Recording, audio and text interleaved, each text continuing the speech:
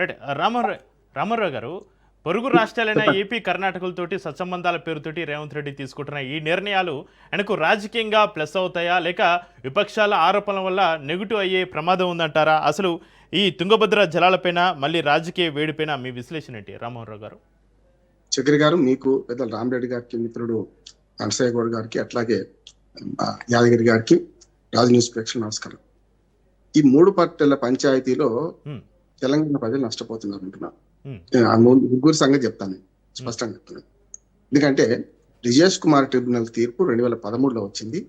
2013లో నేను తెలంగాణ నుంచి ప్రాతినిధ్యం వహించి మన్మోహన్ సింగ్ గారి గవర్నమెంట్ ఉన్నప్పుడు, ప్రధానమంత్రిగా ఉన్నప్పుడు ఇక్కడి మన కిరణ్ కుమార్ రెడ్డి గారి కమిటీ వేస్తే నేను పోయిన వాడిని, తెలంగాణ తరఫున ప్రాతినిధ్యం వహించినాను. అయ్యా ఒక నెల 2 నెలలు అయితే, ఏప్రిల్ 2014లో 6 నెలలు అయితే మనకు ఆల్రెడీ బిల్ పాస్ అయినప్పటికీ అక్టోబర్లో, కనుక మీరు కొత్త రాష్ట్రం వస్తుంది, మీరు పంచేటప్పుడు మళ్ళీ 3 రాష్ట్రాలకు పంచకండి, 75% డిపెండబిలిటీ మీద పంచితే మళ్ళీ మాకు అన్యాయం జరుగుతుంది, మీరు 4వ రాష్ట్రం వచ్చడానికి అన్నిటి కలిపి పంచండి అని అన్ని పార్టీలు, కాంగ్రెస్, తెలుగుదేశం, అప్పుడు తెలుగుదేశం ఉందే కదా, కాంగ్రెస్, తెలుగుదేశం, బీఆర్ఎస్ అన్ని పార్టీల నుంచి పోయినాం, సిపిఎం ప్రతి దానికి 2 మంత్రులు తెలంగాణ నుంచి పోయినాం. మన కిరణ్ కుమార్ గారు స్పష్టంగా ఏం చెప్పినామంటే 4వ రాష్ట్రం ఏర్పడక పంచాడు అన్న. అప్పుడు నేను మన్మోహన్ సింగ్ గారిని ఒక మాట అన్నాను, ఆయన మైనం బుద్ధ ఏం చెప్తాడో ఆయన వింటాడో వినడం విని వెంటనే అమలు చేసిండు. ఆయన చాలా గొప్పతనం ఏంటంటే మన్మోహన్ సింగ్ గారు దాన్ని అమలు చేసి స్టే ఇచ్చిండు. దాని మీద ఇప్పటిదాకా అమలు కాలే. 4వ రాష్ట్రం వచ్చి 12 ఏళ్ళు అయిపోయింది. నేనేమంటే వీళ్ళ పంచాయతీలు తెలంగాణ ప్రజలు నష్టపోతారు అంటున్నాను. నేను కృష్ణానది గురించి మాట్లాడి తర్వాత గోదావరికి వస్తాను. మొన్నటి తుంగభద్ర దగ్గర మీటింగ్ జరిగింది. 3 ముఖ్యమంత్రులు, 3 ఇరిగేషన్ శాఖ మంత్రులు, మన ముగ్గురు మర్చిపోతున్నాం. ఇంతకుముందు రామరెడ్డి గారు అడిగారు కదా, ఏమన్నా అంటే ఉత్తమ్ కుమార్ రెడ్డి ఒక్కరే కాదు, అటుపక్క రామనాయుడు ఏది తెలంగాణ ఆంధ్రప్రదేశ్ ఇరిగేషన్ శాఖ మంత్రి, ఇటు పక్క మన రామలింగారెడ్డి ఏది కర్ణాటక మన ఇరిగేషన్ శాఖ, ఆ ముగ్గురు నిలబడే 3 ముఖ్యమంత్రులు, పార్టీలు 4 కూర్చున్నారు.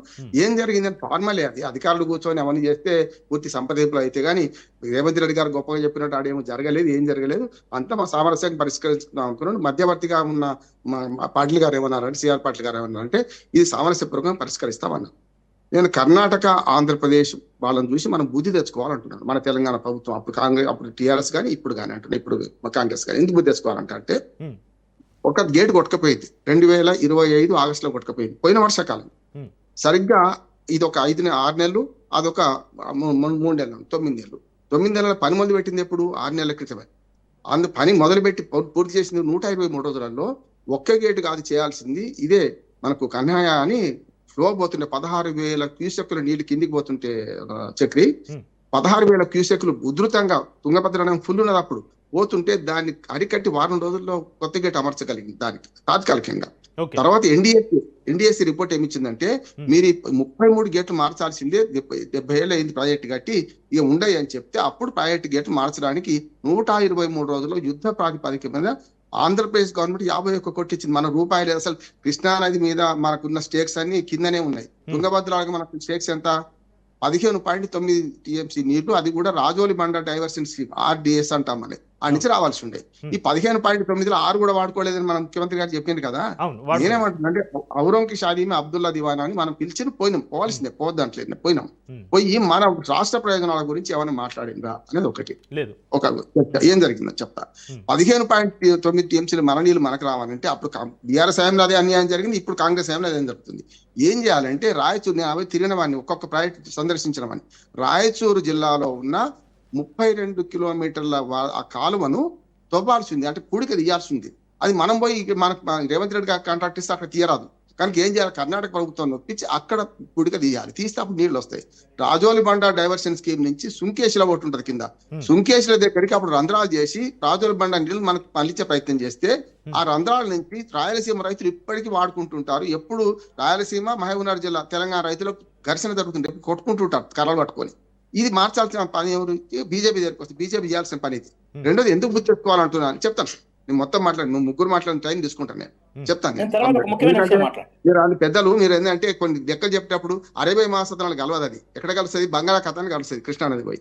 అరేబియా మహాసముద్రం ఏమంటుందంటే మనం లెక్కలు చెప్పేటప్పుడు కలుపుతున్నానండి, నాకు తెలిసి నా గర్వంతో అంటలేను.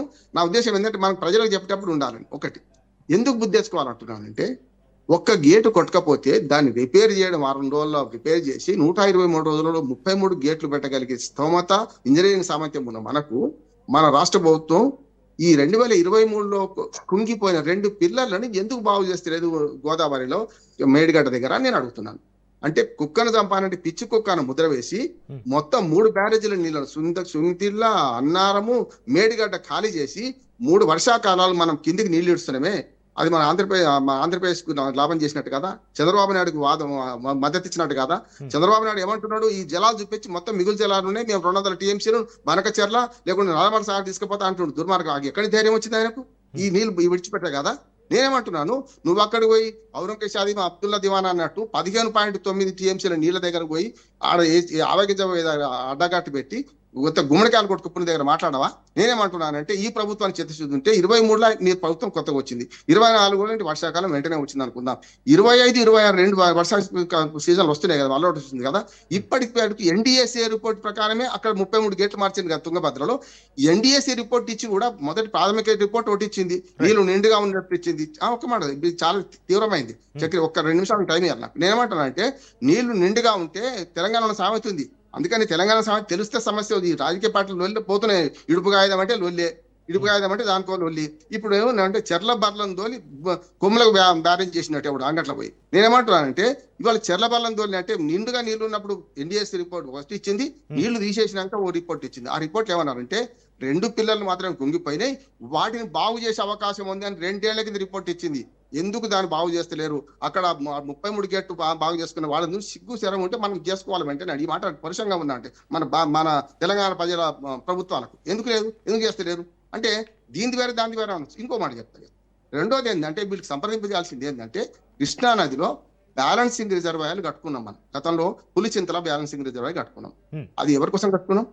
భూములన్నీ నల్గొండ జిల్లా మునిగినాయండి. మరి కట్టిందేమో అక్కడ కట్టి శ్రీశైలంలో విద్యుత్ ఉత్పత్తి చేస్తే నీళ్ళు కిందికి వస్తాయి. ఉట్టే నీళ్ళు అసలు శ్రీశైలం ప్రాజెక్టు చక్రి అది ఇరిగేషన్ ప్రాజెక్ట్ కాదు, కేవలం విద్యుత్ కోసం కట్టిన ప్రాజెక్ట్. అందులో నుంచి నాగార్జున సాగర్ లో ఇప్పటికి కూడా కుడి కాలువ నుంచి పోతూనే ఉంటాయి నీళ్లు. మనం రామరెడ్డి గారు చెప్పినాడు, మనం వాడుకునే నీళ్ళు మనం వాడుకుంటాం. ఆనాడు బీఆర్ఎస్ కానీ ఇలా కాంగ్రెస్ కానీ వాడుకుంటారు. అది నష్టం కదా మనకు.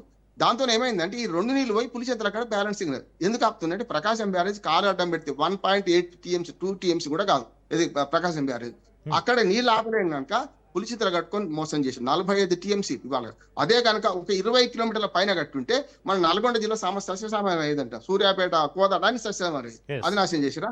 అసలు నాగార్జున సాగర్ కట్టడమే నందికొండ పైన కడితే మనకు మన రామారావు గారు మళ్ళీ అవకాశం ఇస్తాను మీకు. నేను ఒక్క విషయం ముఖ్యంగా రామారావు గారు